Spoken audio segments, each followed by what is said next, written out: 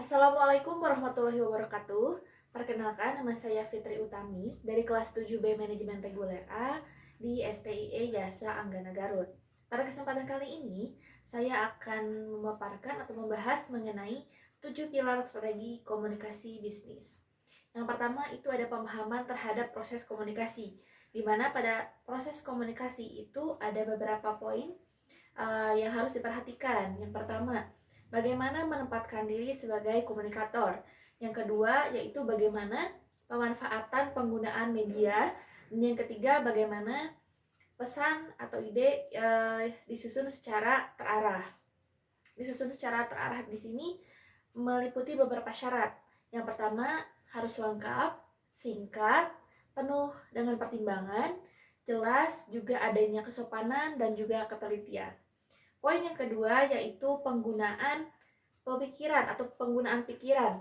Yang dimaksud dengan penggunaan pikiran di sini yaitu perlu adanya berpikir sebelum berkomunikasi dan juga harus bisa mengontrol proses-proses komunikasi yang sudah sesuai jalur sebelumnya yang sudah ditentukan.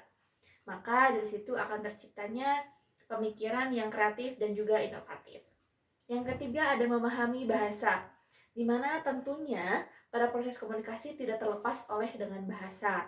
Karena bahasa ini merupakan alat untuk bertukar pikiran, alat untuk sebagai kerjasama, alat sebagai mengidentifikasikan diri. Maka dari situ suatu keberhasilan komunikasi itu salah satu kuncinya adalah pemahaman bahasa antara komunikator dan komunikan.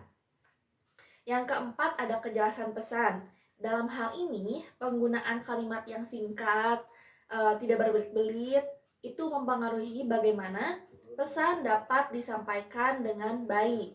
Jika pesan terlalu berbelit-belit, terlalu bertele-tele, maka pesan yang sudah disampaikan oleh komunikator tidak akan mendapatkan feedback yang baik. Yang kelima itu ada daya persuasi. Artinya, komunikator memiliki kemampuan untuk membujuk atau mengajak para audiensnya sehingga mengembangkan pesan-pesan persuasif merupakan hal yang penting dalam berkomunikasi. Komunikator harus mampu meyakinkan para audiens bahwa ide yang disampaikan itu dapat dipertanggungjawabkan.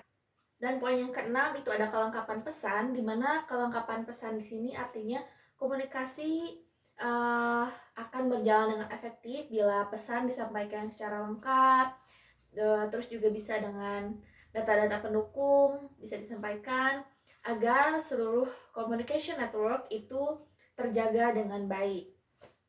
Terus yang ketujuh itu ada keinginan baik atau goodwill, di mana keinginan baik atau itikad baik ini ada beberapa tujuan yang jelas, terukur, dan tidak bertentangan dengan nilai-nilai dan norma yang ada di masyarakat. Tujuan tersebut dibagi menjadi 3, yaitu ada memberi informasi, yang kedua membujuk, dan yang ketiga melakukan kolaborasi atau bekerja sama. Sebelum ke bagian penutup, di sini saya akan menyampaikan contoh pada saat di masa pandemi seperti ini. Di mana pada saat komunikasi seperti ini, pemanfaatan media tentunya itu sangat diperlukan. Kita sebagai pengguna harus mampu lebih meningkatkan kemampuan menggunakan teknologi. Karena kan pada saat pandemi seperti ini hampir 90% itu dilakukan secara tatap maya komunikasinya. Jadi tidak hanya media saja yang harus dikuasai, tapi juga segi penyampaian ide, pengemasan ide itu harus dijadikan sesingkat mungkin, sejelas mungkin agar tidak terjadi miskomunikasi. Media yang digunakan untuk berkomunikasi pada saat masa pandemi seperti ini banyak sekarang, bisa melalui media sosial, bisa menggunakan platform Zoom ataupun Google Meet dan lain sebagainya. Dan tidak dapat dipungkiri juga bahwa komunikasi melalui online itu banyak sekali hambatan yang terjadi. Seperti contohnya lebih ke teknis, terkendala jaringan, terus juga audio yang kurang bagus, itu juga kan dapat menghambat proses terjadinya komunikasi atau penyampaian pesannya.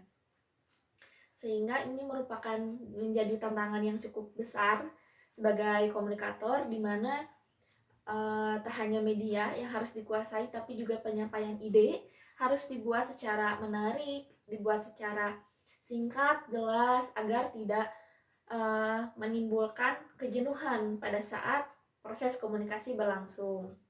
Begitupun kepada komunikan, di mana komunikan mempunyai tanggung jawab untuk memberikan feedback yang baik kepada komunikator agar proses komunikasi berjalan dengan baik. Mungkin itu saja yang dapat saya sampaikan. Mohon maaf apabila ada kesalahan ataupun kekurangan.